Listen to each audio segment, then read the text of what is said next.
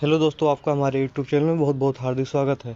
आज मैं आपको क्लास 12th के इम्पॉर्टेंट हिंदी व्याकरण के रस के बारे में बताने वाला हूँ और अपने भाषा में और सरल बताऊँगा कि इससे आपका 2 का 2 नंबर क्लियर हो जाएगा। आप जान लीजिए कि आपके एग्ज़ाम में आप उसकी परिभाषा और उसका उदाहरण लिखने के लिए आता है। चलिए स्टार्ट करते हैं। हास रस। सबसे पहले अगर 4 रसों को आप क्लियर कर ले रहे हो, हास रस हो गए, बीर रस हो गए, कड़ू रस हो गया और कह सकते हैं सिंगार रस हो गई। ये 4 रस क्लियर कर ले रहे हो तो हमारी गारंटी है कि आपका 2 नंबर फिक्स है। और इसमें कह सकते हैं वीडियो में आसान से आसान तरीके से आपको बताऊंगा और कह सकते हैं आसान से आसान तरीके से एग्जाम्पल भी मैं लेके आया हूँ। चलिए देखते हैं।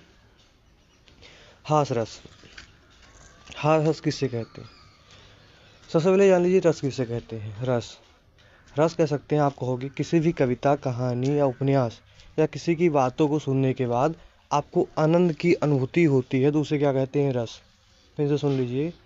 किसी भी कविता, कहानी, उपन्यास को पढ़ने या किसी की बातों को सुनने के बाद अगर आपको आनंद की अनुभूति होती है तो उसे रस कहते हैं।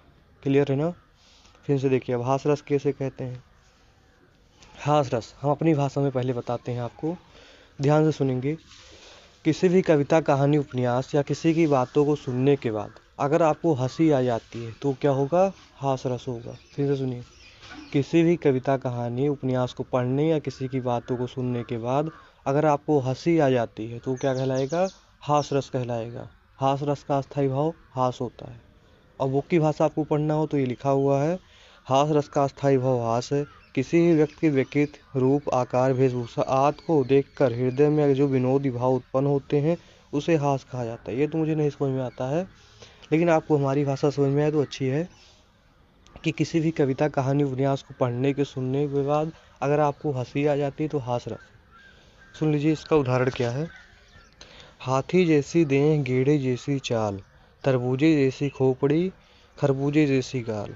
इसको आप कह सकते हैं स्क्रीन शॉट ले सकते हो और कह सकते हैं इसको लिख के याद कर सकते हो या हमारी भाषा को आप याद कर सकते हो।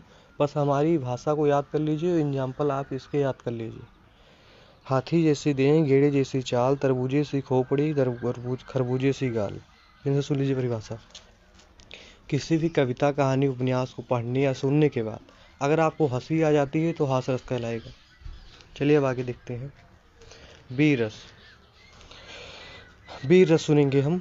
2023 में भी लगातार आया है और कह सकते हैं 2025 में भी आने की संभावना है। अब ध्यान से देखेंगे इसको। बीर रस वैसे हम कहें कि किसी भी कविता, कहानी, उपन्यास को पढ़ने के बाद या किसी को देखने के बाद या किसी की बातों को सुनने के बाद अगर आपको वीरता या कह सकते हैं आपके अंदर उत्साह आ जाती है तो वही क्या कहलाएगा? बीर रस कहलाएगा। फिर से सुनिए। किसी भी कविता, कहानी पढ़ने के बाद या किसी की बातों को सुनने के बाद या किसी को देखने के बाद अगर आपको वीरता का अनुभव होता है तो वो बीर रस कहलाएगा। हमारे पास इसका 2 एग्जाम्पल है। सबसे पहले बुंदेलों के हर बोलों में हमने सुनी कहानी थी, खूब लड़ी मर्दानी वो तो झांसी वाली रानी थी। और दूसरा कह सकते हैं हमारा है, एक और याद कर लीजिए। सरफोशी की तमन्ना अब हमारे दिल में है, देखना है जोर कितना बाजुए कातिल में है। इसको भी बीर रस का उदाहरण है, ये भी याद कर सकते हो। सरफोशी की तमन्ना अब हमारे दिल में है, देखना है जोर कितना बाजुए कातिल में है। चलिए अब आगे देखते हैं। ये देखिए बुंदेलों के हर बोलो और सरफोशी की तमन्ना हमारे दिल में है, देखना है जोर कितना बाजुए कातिल में। अब आ रहा श्रृंगार रस के उदाहरण। पहले श्रृंगार रस जान लीजिए किसे कहते हैं। बहुत आसान शब्दों में बताने जा रहा हूँ, ध्यान से सुनना। श्रृंगार रस का अस्थायी भाव रति होता है। कहना है जब किसी काव्य में न्यायिक और न्यायिका के मिलने और बिछड़ने आदि जैसी क्रियाओं का वर्णन होता है तो वहाँ श्रृंगार रस होता है। फिर से सुनिए। जब किसी काव्य में न्यायिक और न्यायिका के श्रृंगार रस होता है।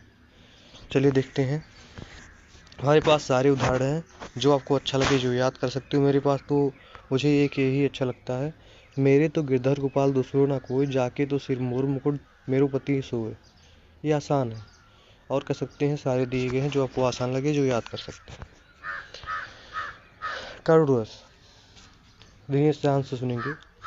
करुण रस का अस्थायी भाव शोक होता है। फिर से हमारी भाषा में कहेंगे किसी भी कविता, कहानी, उपन्यास या किसी की बातों को सुनने के बाद अगर आपको दुख या आपको शोक हो तो क्या होगा? करुण रस हो। किसी भी कविता, कहानी को सुनने के बाद अगर आपको दुख या शोक की अनुभूति होती है तो करुण रस कहलाएगी। अब उदाहरण देखिए ध्यान से। ए मेरे दोस्त लौट के आजा, तेरे बिन जिंदगी अधूरी है। ए मेरे दोस्त लौट के आजा, तेरे बिन जिंदगी अधूरी है। फिर आगे देखेंगे, श्रृंगार रस के उदाहरण वही दिया गया है। ठीक, इसको आपका क्लियर होता है। एक बार हम पूरा फिर से रिवीजन करा देते हैं। हास रस का अस्थायी भावास है। किसी भी कविता, कहानी, उपन्यास को पढ़ने के बाद अगर आपको हंसी आ जाती है तो हास रस कहलाएगा। देखिए उदाहरण, हाथी जैसी देह, गिड़े जैसी चाल, तरबूज जैसी खोपड़ी, खरबूज जैसी गाल।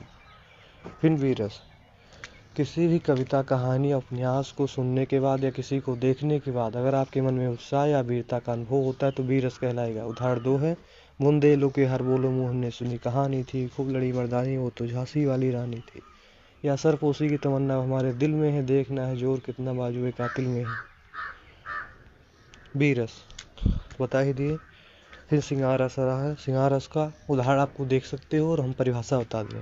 किसी भी कविता, कहानी को पढ़ने या सुनने के बाद गलत हो रहा है, सॉरी। किसी भी काम में न्यायिक और न्यायिका के मिलने और बिछड़ने आदि जैसी क्रियाओं का वर्णन हो तो वहाँ श्रृंगार रस होता है।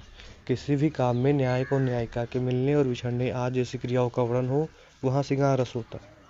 देखिए इसका उदाहरण हमारे पास है, लेकिन मुझे एक अच्छा लगता है। मेरे तो गिरधर गोपाल दूसरों ना कोई, जाके सिर मोर मुकुट मेरो पति सो। ठीक, अब करुण रस आ रहा है।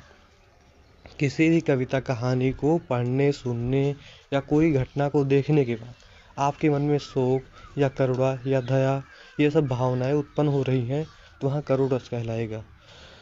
ये मेरे दोस्त लौट के आ जा, तेरे बिन जिंदगी अधूरी है। आज के लिए इतना ही। अगर वीडियो अच्छा लगा हो तो आप लाइक करें, कमेंट करें और बताएं कैसा लगा। जय हिंद, जय भारत।